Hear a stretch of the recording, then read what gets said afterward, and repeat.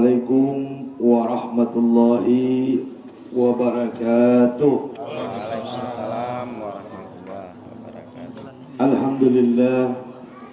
Alhamdulillah rabbil alamin, wa bihi nasta'in wa ala umuri dunya waddin, wa ala alihi wa sahbihi ajma'in.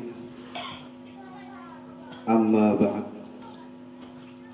Kita bersyukur kepada Allah, ta'ziyah atau menghibur keluarga yang ditimpa musibah duka.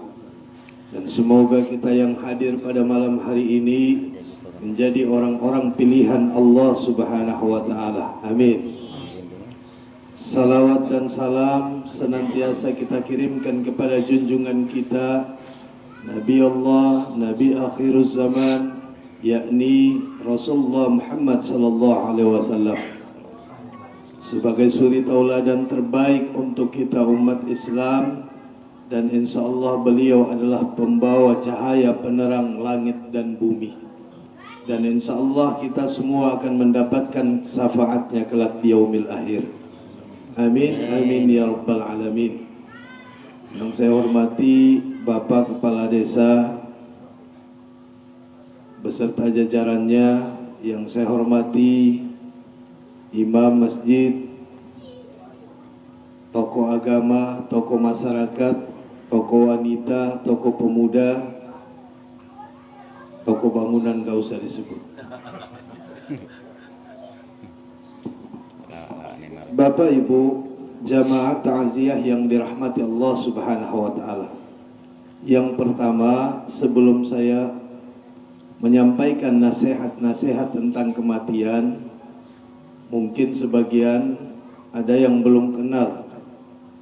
Jadi saya aslinya berasal dari Sulawesi Tengah, Palu. Dan alhamdulillah saya berada di Semelu ini baru 1 tahun 4 bulan.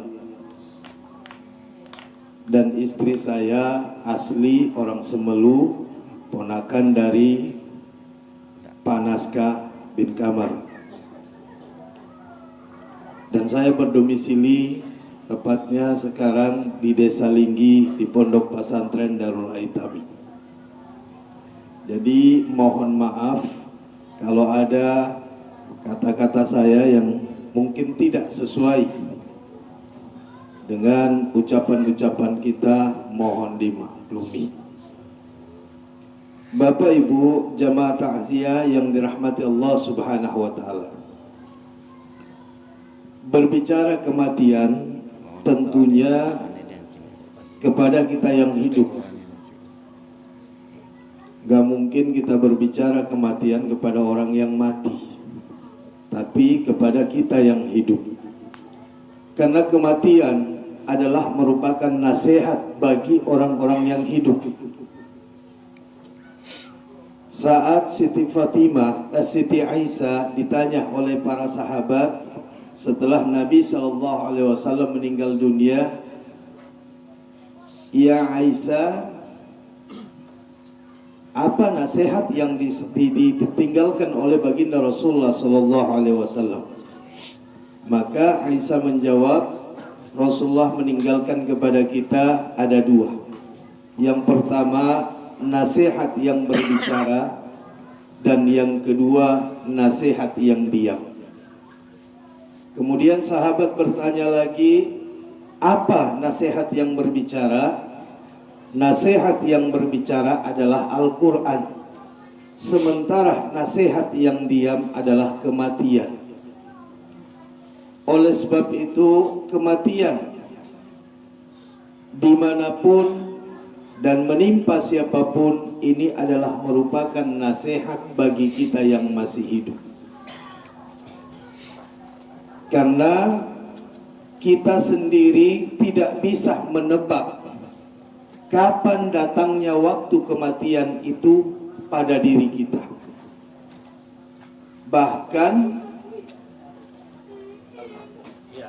Bahkan almarhum sendiri kita tidak ada yang menyangka dengan kepulangannya ke rahmat Allah Subhanahu wa taala.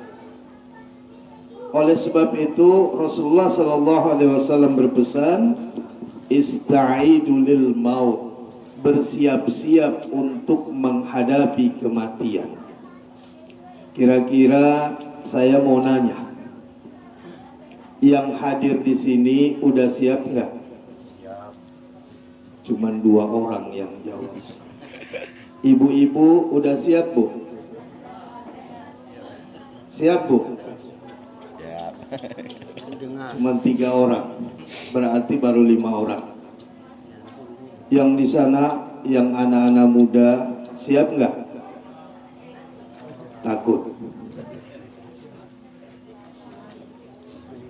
Padahal Rasulullah SAW berpesan ista'idu lil maut, bersiap-siap menghadapi kematian. Karena kematian itu akan datang pada siapapun. Dia tidak pilih mana yang anak-anak, mana yang remaja, mana yang tua. Kematian itu pasti akan datang. Kita nggak tahu hari ini, besok, bahkan sebentar, 1 jam ke depan nggak ada manusia yang bisa mentakdirkan dirinya masih hidup.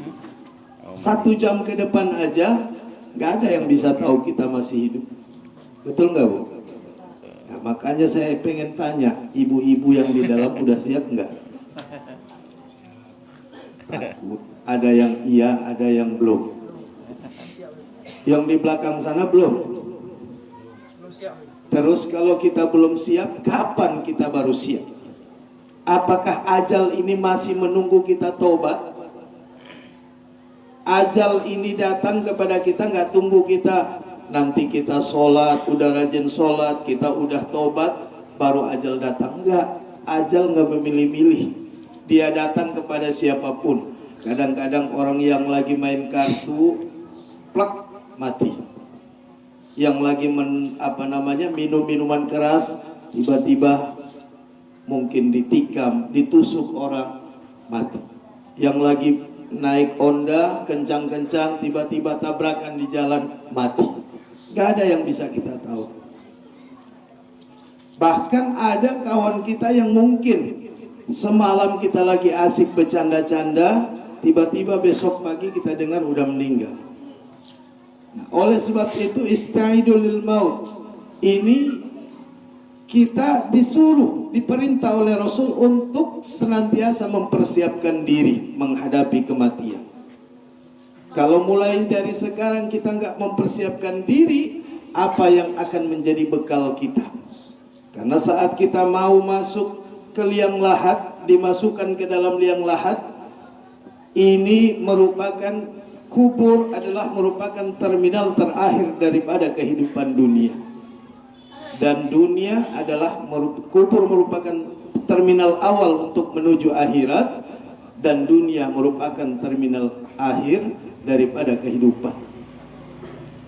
Sekarang kalau kita bicara belum siap, lalu saat kita masuk ke dalam kubur, ada orang yang bertanya, "Ya Rasul, apakah di dalam kubur itu kita sama seperti sekarang apa enggak? Apakah kita sadar seperti orang sekarang ini apa enggak?" Maka Rasulullah SAW menjawab, kalian saat setelah dikubur, ditinggalkan oleh orang yang mengantarkan kalian 40 langkah, maka kalian dibangunkan. Setelah kalian dibangunkan, kalian sadar seperti sekarang ini. Tetapi kesadaran kalian saat itu nggak ada gunanya. Saat itu kita buka mata, udah gelap. Kita mau manggil ayah kita, mau manggil istri kita, mau manggil anak kita, nggak ada yang bakal dengar. Akhirnya di saat itu kita merintih dan merintih, menangis dan menangis, sampai datangnya kedua malaikat Munkar wa Nakir.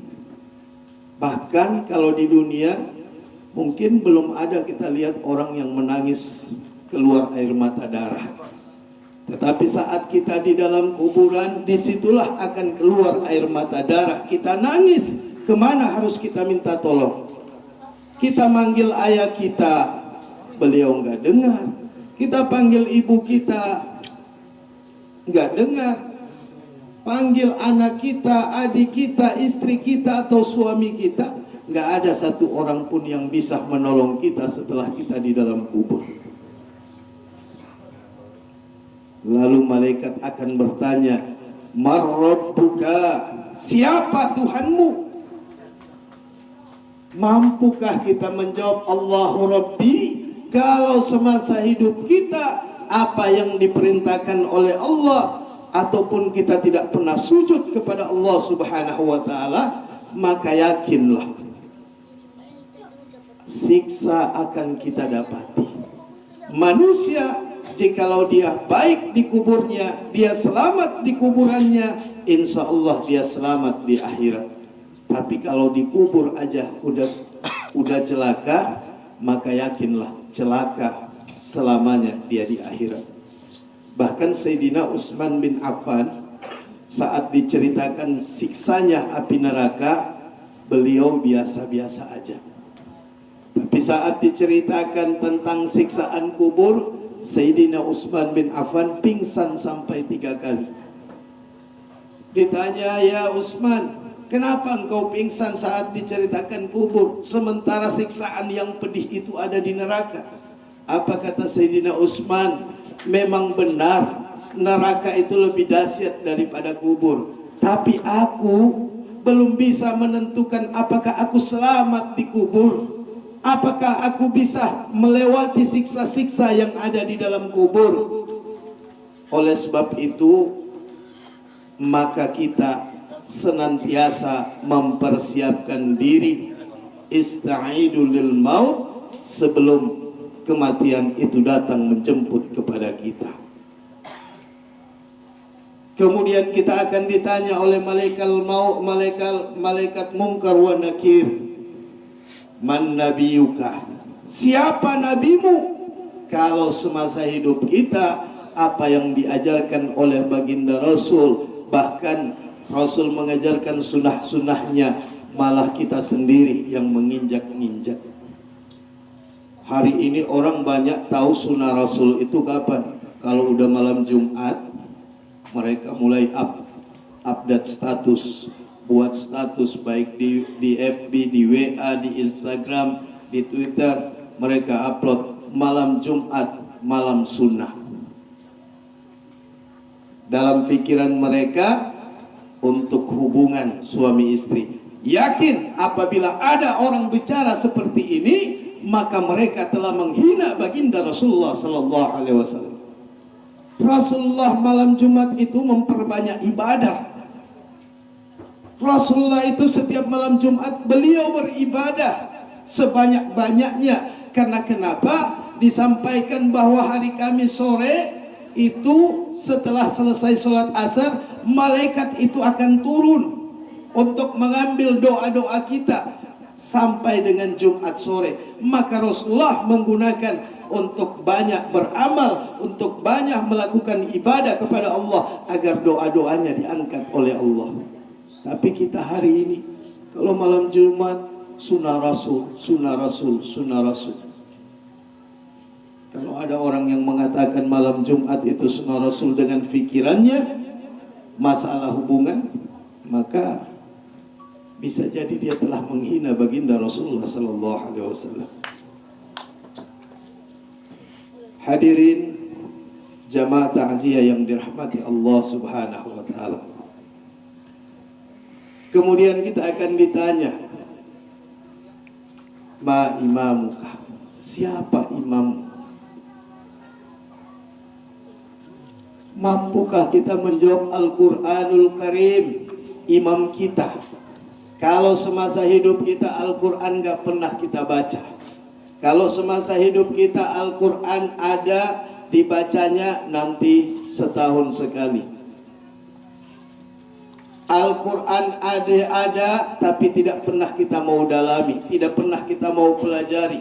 Bahkan di saat ada orang yang membacakan ayat Al-Quran, suara kita lebih keras daripada orang yang membaca Al-Quran.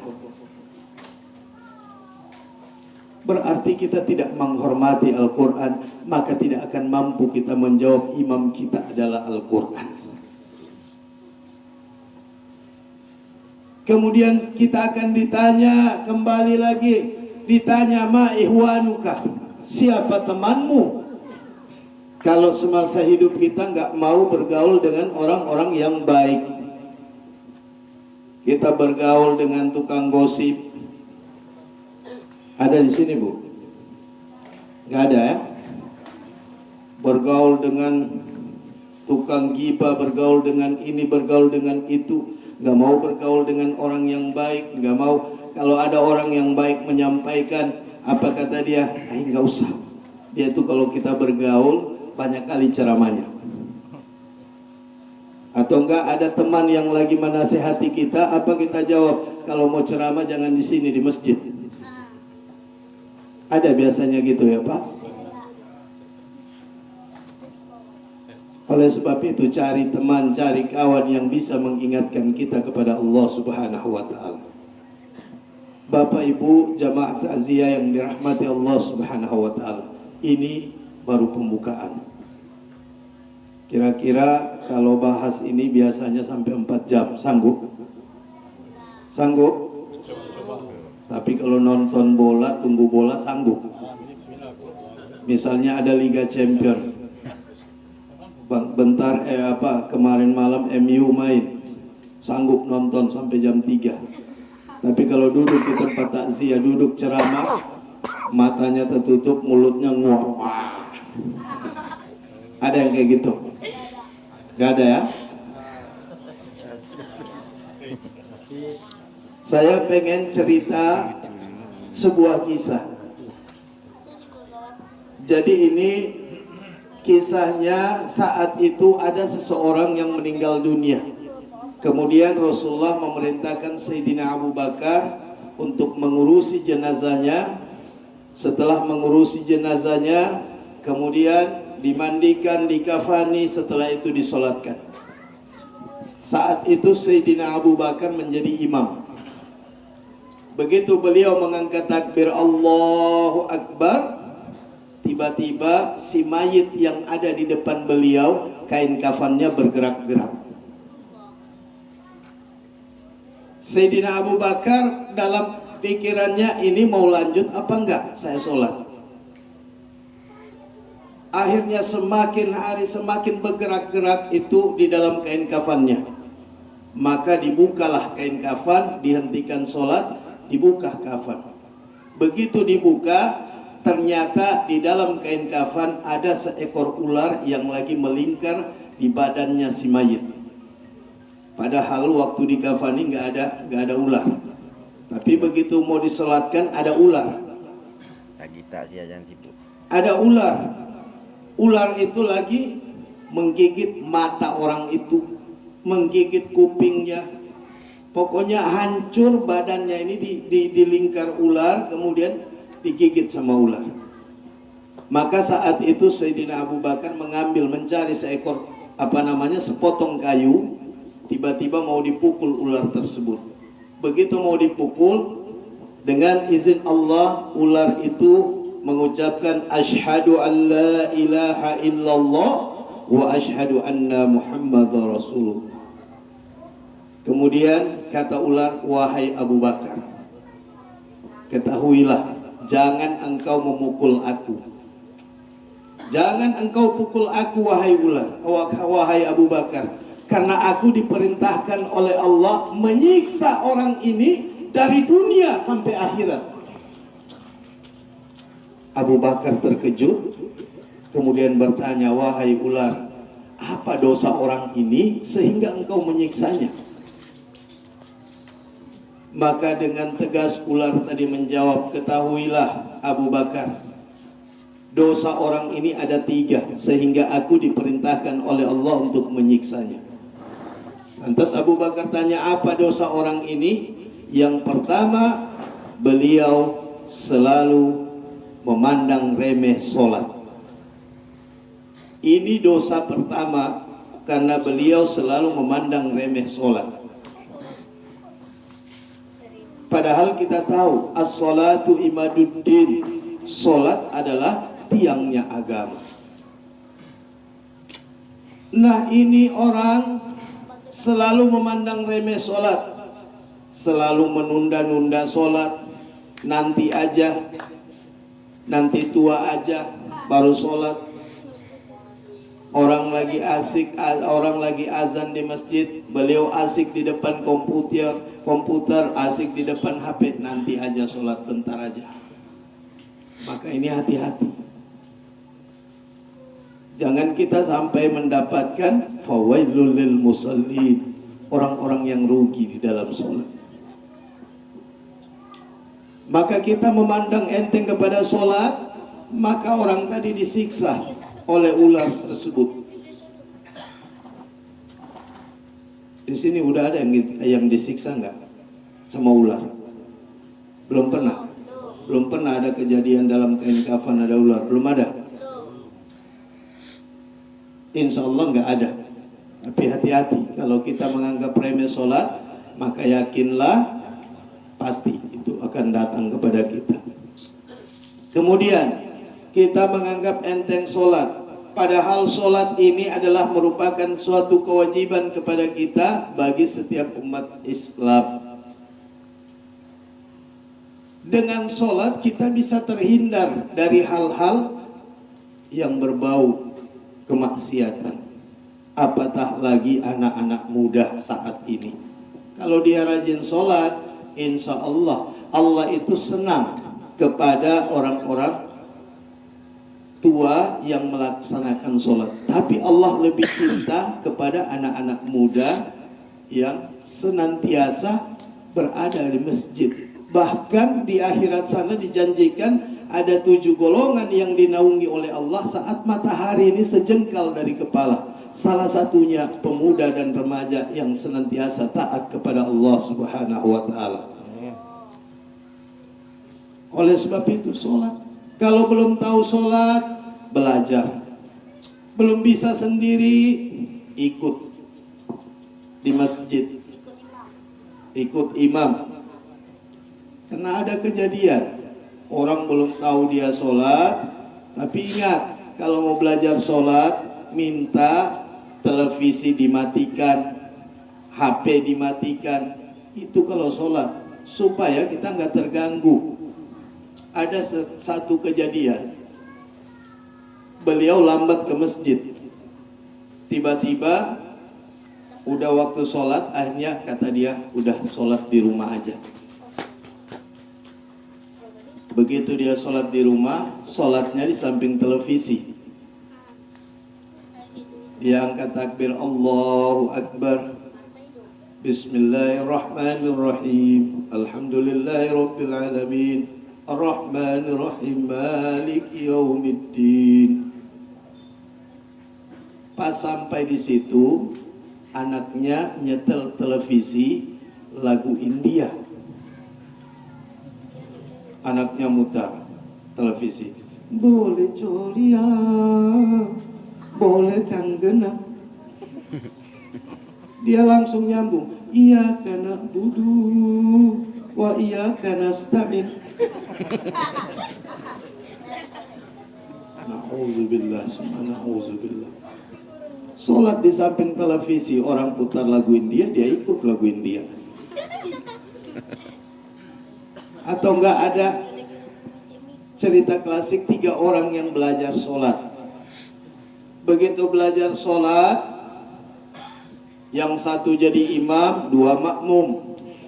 Tiba-tiba angkat takbir, Allahu Akbar, lagi baca Al-Fatihah, tiba-tiba ada tikus yang jatuh di kakinya makmum. Begitu tikus jatuh di kaki makmum, makmumnya yang satu lompat, ada tikus.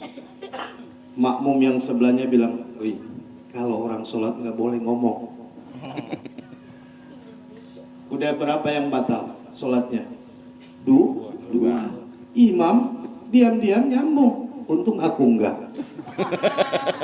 Lagi sholat, akhirnya 3 batal. Nah, oleh sebab itu belajar sholat, kalau belum bisa sendiri, setidaknya ke masjid ikut imam. Dan orang-orang yang senantiasa sholat, insya Allah dia terhindar dari maksiat. Inna sholata tanha anil fahsai wal munkar. Kemudian orang yang sholat, insya Allah kelihatan rumah tangganya tenang, hidupnya berkah, rezekinya banyak. Walaupun dia nggak kaya, tapi rezekinya nggak pernah putus. Ini orang kalau sholat.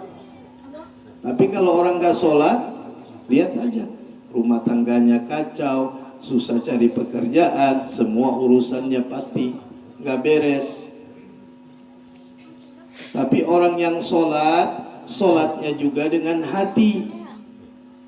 Karena ada orang yang suka sholat, ini tapi nggak ada di sini ya, di luar sana, jauh dari Pulau Semelu. Biasanya ibu-ibu, tapi bukan ibu-ibu sini ya. Habis sholat masih sempat cerita orang. Dia sholat Allahu Akbar, pas pulang ditanyanya sama kawannya, kamu lihat tadi apa? Itu ibu di sebelahmu kenanya hitam di sini di bawah. Habis sholat cerita orang, ya enggak? Sama, dia dalam sholat dia baca ihdinas siratal mustaqim, tunjukkan kami jalan yang lurus. Namun habis sholat dia cari jalan yang bengkok. Betul nggak? Kata dia, iyyaka na'budu wa iyyaka nasta'in.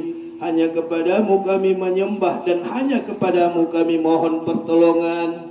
Namun kadang dia menyembah harta, menyembah pangkat, menyembah jabatan. Ya enggak? Oleh sebab itu, jadikan sholat kita sholat yang betul-betul diridai oleh Allah Subhanahu wa ta'ala. Tetapi ingat, siapapun dia yang jadi imam jangan lama-lama, jangan baca ayat panjang. Makanya itu ada imam sebelum sholat disuruh balik ke belakang. Untuk apa? Menengok di belakang tuh ada orang tua yang udah nggak bisa berdiri lama. Di belakang tuh ada anak muda yang mungkin cepat-cepat mau ngapel ke rumah pacarnya. Di belakang tuh ada orang kerja mungkin mau cepat-cepat kerjaannya. Maka imam gak boleh lama-lama baca ayat panjang. Dan juga kalau udah imam baca ayat panjang, kadang-kadang makmum habis satu masjid itu di dindingnya bisa dibacanya. Karena dia udah habis baca Al-Fatihah, imam masih panjang, ditengoknya ke depan, ada orang yang pakai baju partai, dibacanya. Habis sudah itu dibaca, nggak ada lagi imam masih baca ayat, ditengok-tengoknya ke atas gini, ada lagi ditengoknya tulisan di atas masjid, dibacanya. Ini yang salah siapa? Yang salah imam. Maka nggak boleh ayat panjang-panjang. Nabi pun yang menganjurkan, bukan ucapan saya tapi Nabi. Seperti itu. Jadi ini penyebab yang pertama, orang tuh disiksa oleh ular. Masih ada waktu. Karena masih 2 lagi pembahasan. Kemudian yang kedua, tanya Abu Bakar, wahai ular, apa dosa orang ini yang kedua? Maka ular tersebut menjawab, orang ini dosanya yang kedua, selama hidup di atas dunia dia terlalu pelit. Kayak extra jos, potensa. Kan kalau rokok potensa tuh gini, pelit, orang pelit kayak gini. Nah, mudah-mudahan di sini nggak ada yang pelit. Tahu nggak, orang yang pelit nggak akan pernah kaya. Orang yang nggak mau untuk memberikan hartanya, orang yang nggak mau untuk bersedekah, orang yang nggak mau nyumbang masjid, yakin orang itu nggak bakal pernah kaya. Kalaupun kaya hartanya, tapi nggak ada berkah. Karena orang yang rajin bersedekah, itu yakinlah, yang pertama, manfaat sedekah ini bisa menyehatkan badan kita. Orang aja yang sakit dengan tahun-tahun bisa sembuh dengan sedekah. Hartanya akan terjaga. Kemudian sedekah ini banyak manfaatnya. Kalau dia suka meringankan tangannya membantu orang lain, maka Allah akan mudahkan jalan hidupnya. Tapi kita hari ini kalau bersedekah, tapi nggak ada di sini ya, tempat-tempat lain jauh. Kalau bersedekah, misalnya uang di kantong kita atau di dompet kita ada yang merah, ada yang biru, ada yang hijau. Begitu mau kasih ke masjid, cari yang 2000. Tempat lain, bukan di sini. Ada yang merah, ada yang hijau, ada yang biru.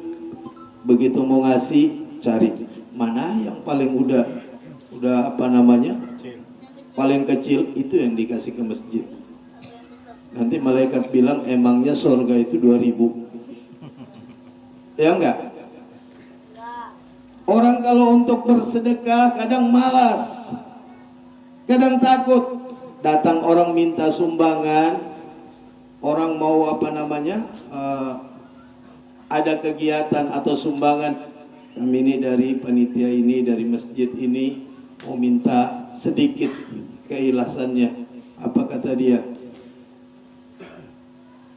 Ini dari mana nih? Udah ada tanda tangan kepala desa, udah ada ini, semuanya ditanya. Ya enggak? Semua ditanya, untuk apa ini. Sebenarnya kalau kita ingin bersedekah, kasih aja. Urusan orang itu mau menyelewengkan, itu urusan dia dengan Allah. Yang penting niat kita udah sampai. Ada di satu daerah, bukan di sini ya, di Sulawesi sana. Itu ada orang rumahnya, dia udah tahu kalau mau bulan puasa tuh pasti banyak orang dari panti-panti asuhan, dari pondok pesantren, orang yang bawa map. Untuk apa? Minta sumbangan.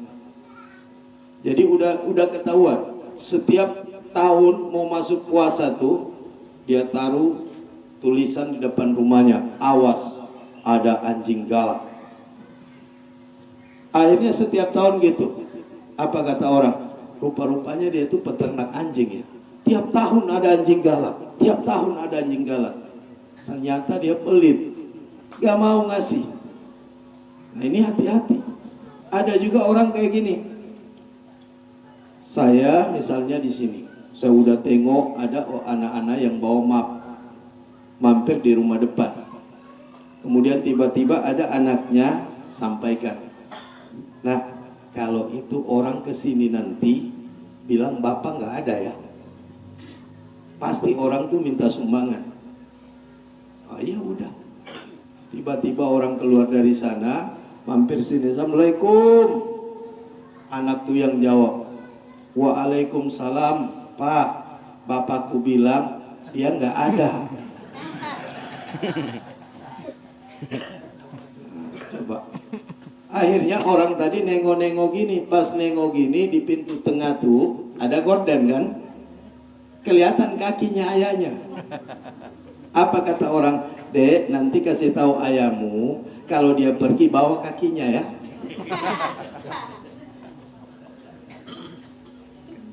Ini karena pelit. Bukankah Al-Quran sudah berkata bahwa orang-orang yang pelit itu kelak di akhirat dia akan disetrika atau digosok? Itu orang-orang yang pelit. Hari ini kita berani mengeluarkan uang banyak untuk keduniaan. Coba, kalau dia mau main, misalnya dia mau beli chip, berapa harga chip? Saya nggak tahu karena saya nggak pernah main. Ada yang tahu harga chip? Ada berapa?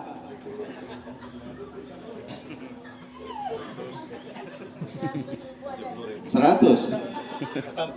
Enggak sampai? 70.000. Pasti dia beli. Ya enggak? Tapi coba minta 70.000 untuk sumbang masjid, dia kasih enggak? Enggak bakal dia kasih. Untuk duniawi dia keluarkan. Coba beli paket internet yang berapa? Yang 17 giga itu berapa? 85.000. Ya. Tapi coba minta uangmu 85.000 untuk kasih anak yatim piatu. Mau nggak dia? Nggak mau. Hari ini untuk keduniaan orang mau keluarkan uang. Coba misalnya nih ya, di sini ada pesta. Kita biar pesta kita rame, kita sewa keyboard. Sewa keyboard tuh sekali main berapa? Kalau di kampung saya, karena saya di Sulawesi ini memang di pondok pesantren, dan saya juga di pondok pesantren itu punya keyboard. Jadi saya yang bawa keyboard tuh kadang main di pesta-pesta. Nah, di sana tapi kita nyanyinya lagu-lagu religi Islami. Kalau di sana sekali main di pesta tuh 1,5 juta. Kalau di sini berapa? Sama. Oke. Saat ada pesta, kita nggak nawar-nawar, udah tahu 1,5 juta. Kita bayar nggak? Bayar. Saya mau tanya, kira-kira keyboard manfaatnya di mana? Manfaatnya di mana? Ada nggak manfaatnya keyboard? Nggak ada kan? Lebih banyak mudarat. Mudaratnya lebih banyak. Ini saya contohkan aja. Bayar keyboard kita berani bayar 1,5 juta. Ini saya contohkan. Keyboard nggak ada manfaat. Kita undang Pak Imam. Kita undang Pak Imam atau kita undang Ustadz. Suruh baca doa sini. Mau nggak kita bayar 1,5 juta? Mau nggak? Berat hati kita. Ya nggak? Berat hati kita mau kasih Pak Imam, mau kasih Ustadz 1,5 juta. Tapi keyboard kita berani bayar.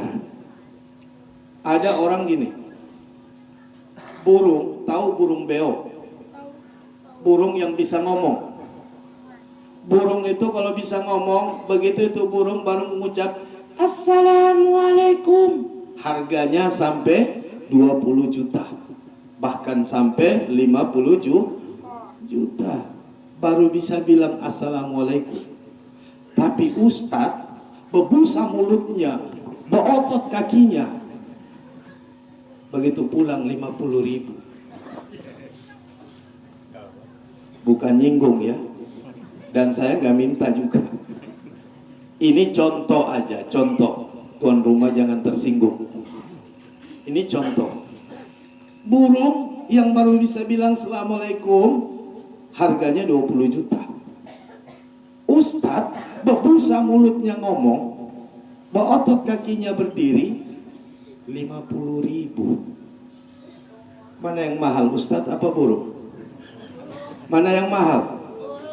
Burung. Ada orang yang jawab, Ustadz, kan Ustadz itu harus ikhlas. Nggak boleh minta duit dibayar. Ya enggak?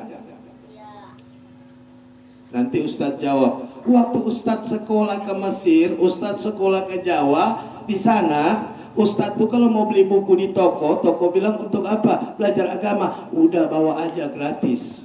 Ada toko yang kayak gitu? Nggak ada toko yang jual buku gratis.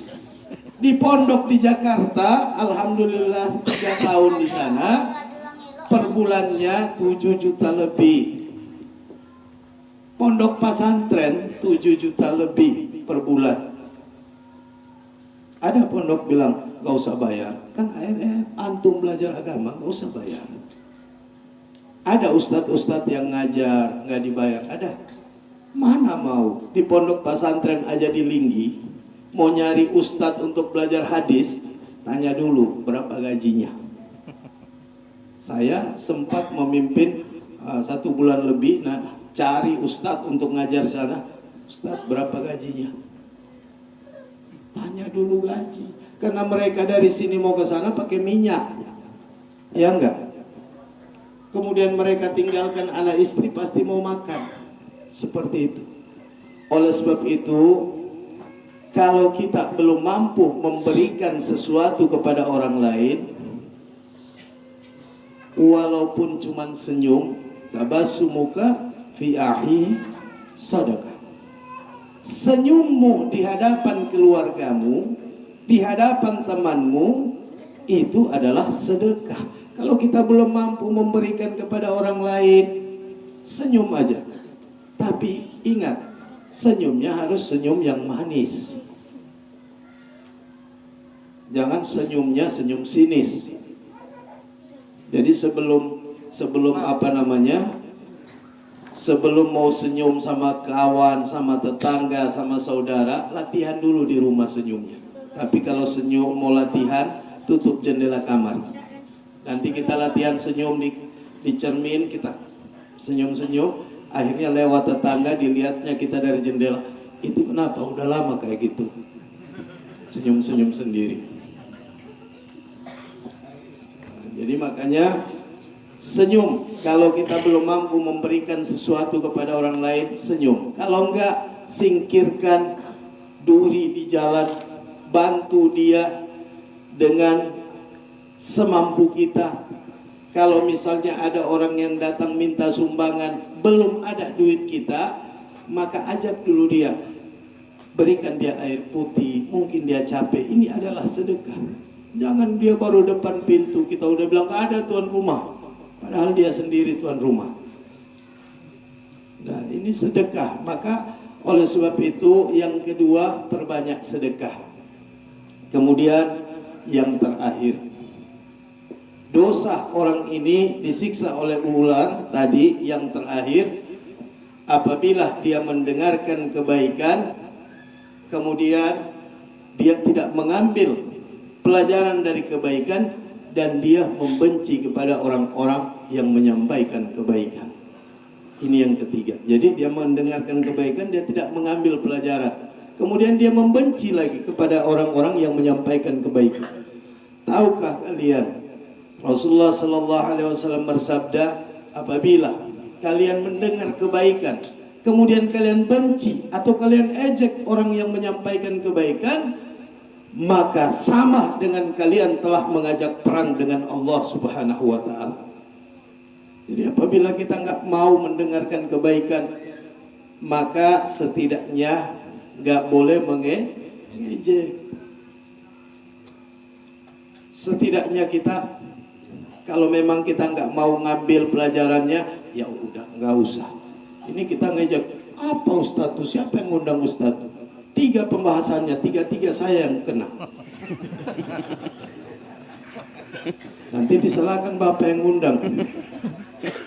Kalau orang tanya, Ustadz siapa yang ngundang? Bapak itu yang ngundang saya.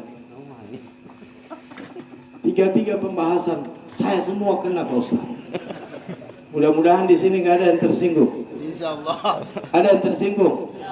Kalau ada yang tersinggung, alhamdulillah, berarti dia masih punya iman. Kalau nggak ada sama sekali dia tersinggung, sementara itu yang dia lakukan, maka yakinlah hatinya telah mati. Maka kalau ada yang tersinggung, alhamdulillah. Tetapi tersinggungnya kita bukan kita jadikan amarah, tetapi saling mengintrospeksi. Dan kita nggak boleh membenci siapapun dia yang memberikan nasihat, apalagi membenci ulama, apalagi membenci para kiai.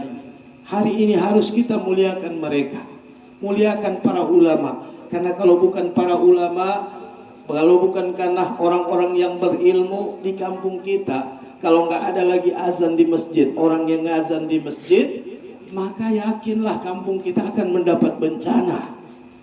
Kalau nggak ada lagi orang yang ngajak sholat di kampung kita, maka yakinlah bencana dan musibah akan turun di tempat ini.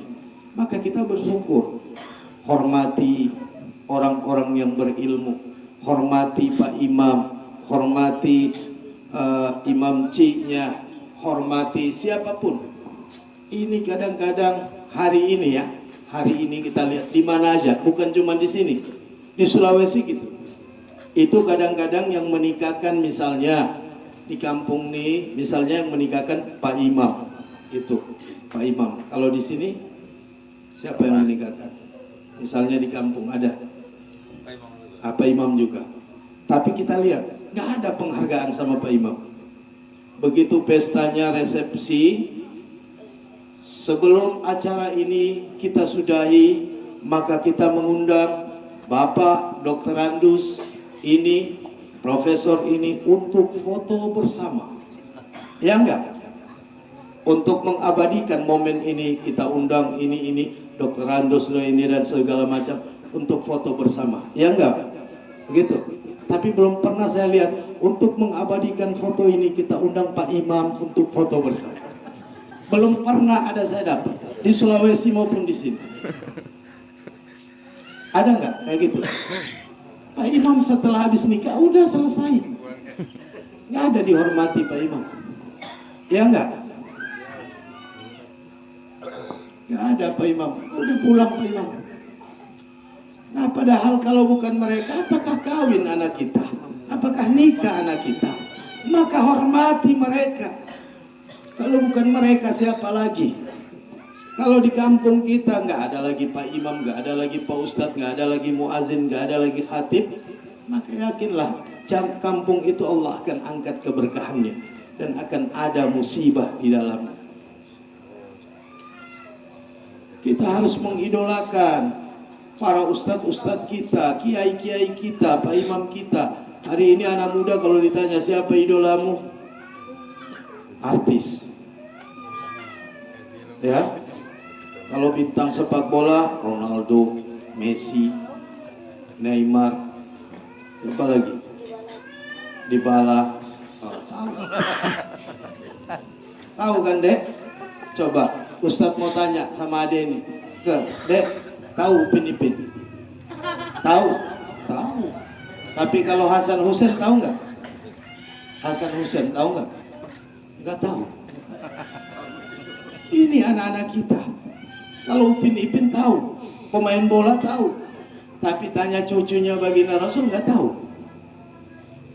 Mungkin kalau kita tanya sama anak-anak muda kita, kenal Khalid bin Walid? Kenal? Amr bin As? Kenal? Nggak ada yang tahu. Tapi coba tanya, bintang sepak bolanya Real Madrid siapa? Strikernya depan Benzema. Untuk Barcelona siapa? Pasti tahu. Inilah anak-anak kita saat ini. Maka kita harus mengidolakan para kiai kita. Ini yang ikut, lihat Ronaldo, lihat artis, guntingnya apa namanya, rambutnya modelnya kayak gini. Anak-anak muda ikut lagi. Lihat nanti bajunya modelnya kayak gini, ikut lagi. Celananya modelnya kayak gini, ikut lagi. Ada tuh model rambut yang di atas ini ada, di samping sini botak. Ada nggak? Anak muda ikut. Itu namanya model gupsi, guntingan pemuda sinting. Ikut-ikutan. Kalau mereka artis, mau cukur gimana pun rambutnya, tetap dia top. Kita turun dari gunung, model rambut ikut artis. Artis pakai celana panjang, celananya satu panjang, satu pendek, kita ikut. Turun kita dari gunung, turun kita dari kampung. Apa kata orang? Orang gila dari mana tuh? Mereka mau gayanya gimana, pasti top. Mereka artis. Ya enggak? Belum ada orang yang mau ikuti. Saya mau ikuti gayanya Ustadz Somad. Saya mau ikuti gayanya Ustadz ini, Ustadz Adi Hidayat. Saya mau ikuti gayanya ini. Gak ada. Bahkan ketemu Ustadz bukan Assalamualaikum. Halo bro. Ketemu Ustadz hari ini bukan salam lagi. Ada yang ketemu Ustadz, padahal kita Assalamualaikum, saling mendoakan. Ya enggak? Harusnya seperti itu di dalam Islam. Maka di saat kita mendengarkan ceramah, mendengarkan nasihat-nasihat, kata Allah subhanahu, kata Nabi Musa alaihissalam di zamannya Nabi Musa, saat beliau pagi-pagi jalan itu, karakter manusia itu ada 3. Jadi Nabi Musa pertama menemukan kepala tengkorak yang saat itu perintah Allah, wahai Musa, apabila engkau berjalan pagi-pagi di tepian pantai, maka engkau akan menemukan tiga macam. Kata Nabi Musa, apa? Akhirnya yang pertama Nabi Musa temukan kepala tengkorak, ditusuk telinganya tengkorak nih, tembus, dibuangnya ke laut. Setelah yang kedua, ditusuknya nggak bisa masuk, dibuangnya lagi ke laut. Yang ketiga ditusuk masuk tapi nggak tembus. Kemudian Nabi Musa tanya kepada Allah, ya Allah, kan Nabi Musa ini dikenal Nabi yang bisa bercakap-cakap dengan Allah. Ya Allah, apa gerangan daripada yang kutemukan ini? Maka Allah menjawab, yang pertama engkau temukan, dia ditusuk tembus sebelah, itu tanda-tanda orang yang mendengarkan kebaikan masuk telinga kanan, keluar telinga kiri. Mudah-mudahan di sini nggak ada. Kemudian yang kedua itu, ya Allah, saat aku tusuk nggak bisa masuk. Itu memang kebaikan udah nggak mau masuk lagi. Kenapa? Hatinya telah mati. Setiap ada orang ceramah, apa juga tuh Ustadz cerita neraka, kata dia, emang udah pernah ke sana? Ustadz cerita kubur, kata dia, emang udah pernah mati? Semua diprotesnya, nggak akan masuk lagi kebaikan ke dalam dirinya. Kemudian yang ketiga, masuk tapi nggak tembus. Maka Allah bilang, inilah orang-orang yang baik, yang apabila dia mendengarkan kebaikan, dia masukkan lewat telinga kanannya, kemudian dia olah dengan akalnya, setelah itu disimpan dengan hatinya. Dan insya Allah kita tergolong orang-orang yang itu semua. Amin. Amin. Cuma 7 orang yang amin. Amin ya Rabbal Alamin. Amin. Insya Allah yang jawab amin, Allah panjangkan umurnya. Insya Allah yang jawab amin, Allah sehatkan badannya. Amin. Allah mudahkan rezekinya. Amin. Allah jamin keluarganya. Amin ya Rabbal Alamin. Dan insya Allah yang jawab amin, utangnya cepat lunas. Amin. Asal dibayar. Kalau nggak bayar nggak bakal lunas. Jamaah takziah yang dirahmati Allah Subhanahu wa Ta'ala, kita kembali insya Allah dengan adanya takziah ini, kita mengintrospeksi diri. Hari ini keluarga kita, sahabat kita, orang tua kita yang meninggalkan keluarganya, kita mohon kepada Allah supaya diberikan kesabaran, ketabahan, dan insya Allah almarhum diberikan tempat yang layak oleh Allah Subhanahu wa Ta'ala. Dilapangkan kuburannya dan dimaafkan segala dosa-dosanya. Dan insya Allah buat kita yang masih hidup, jadikan ini pelajaran bahwa kematian itu akan datang. Kullu nafsin za'iqatul maut, semua yang bernyawa pasti akan mati. Cuman kita nggak akan tahu kapan kita mati. Saya pun yang berdiri di sini, saya nggak tahu. Entah 1 jam kemudian saya mati, atau besok lusa, saya nggak tahu. Atau besok lusa bapak yang meninggal, saya juga nggak tahu. Tapi mudah-mudahan kita minta sama Allah diberikan umur panjang, agar kita bisa mempersiapkan diri menghadapi kematian ini, dan kita jadikan bekal dalam kehidupan kita. Karena siapapun kita, siapapun dia, pasti akan mengalami yang namanya kematian. Siap nggak siap, mau nggak mau, pasti akan meninggalkan dunia ini. Ada satu tempat saya pernah tanya, semuanya udah siap? Semua teriak siap, siap. Begitu saya mau pulang, ada anak muda, Ustadz, saya tanya, kenapa dek?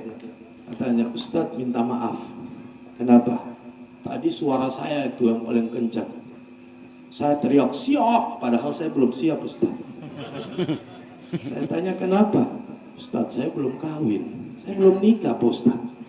Masa mau mati? Jadi saya jawab, kalau gitu minta sama Allah, berdoa minta sama Allah diberikan jodoh, cepat-cepat menikah, malam menikah, pagi mati.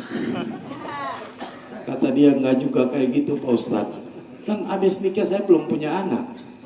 Nah, kalau gitu cepat-cepat habis nikah buat anak, ada anak, istri melahirkan, Anda mati. Katanya belum siap juga Pak Ustaz. Nah, kalau begini kapan manusia akan siap? Ada juga ibu-ibu bilang, Pak Ustaz, kami bukan nggak siap, tapi kami belum siap. Kenapa? Anak saya masih kecil Pak Ustaz. Kalau saya meninggal nanti siapa yang ngerawat anak saya? Apalagi Pak Ustadz, suami saya nih Pak Ustadz walaupun cuman masak mie aja nggak tahu, semuanya nanti saya yang masak. Bagaimana kalau saya mati Pak Ustadz?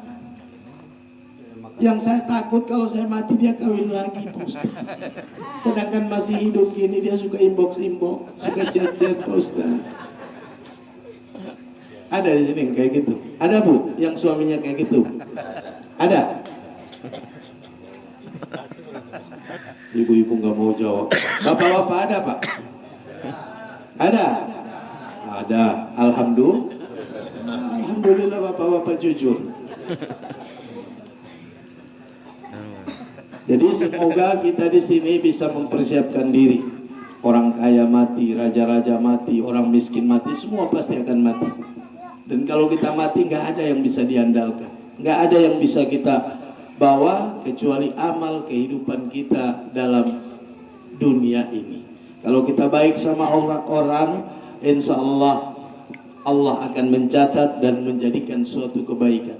Tapi ingat, di dalam kubur kita nanti akan menangis setelah dibangunkan. Hanya dua yang kita minta, yaitu ya Allah kembalikan saya ke dunia untuk memperbaiki sholat saya, dan yang kedua ya Allah kembalikan saya ke dunia untuk banyak-banyak bersedekah. Ini yang kita minta nanti kelak kita di dalam kubur.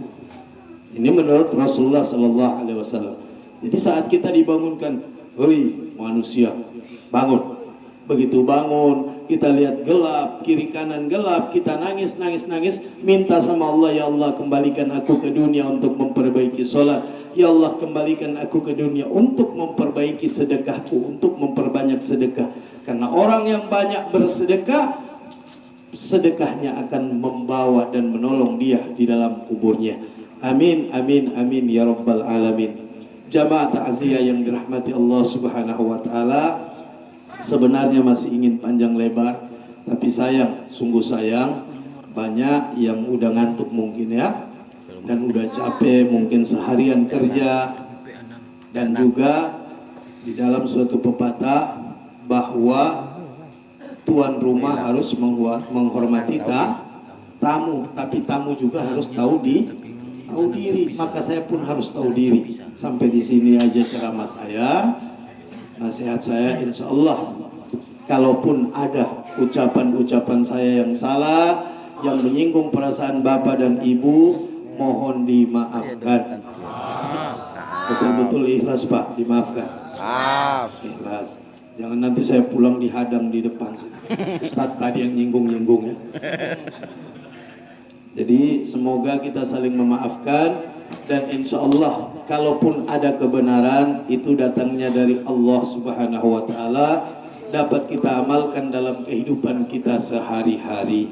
Terima kasih atas segala kelebihan, mohon maaf atas segala kekurangan. Usikum wa nafsi bitaqwallah. Wassalamualaikum warahmatullahi wabarakatuh.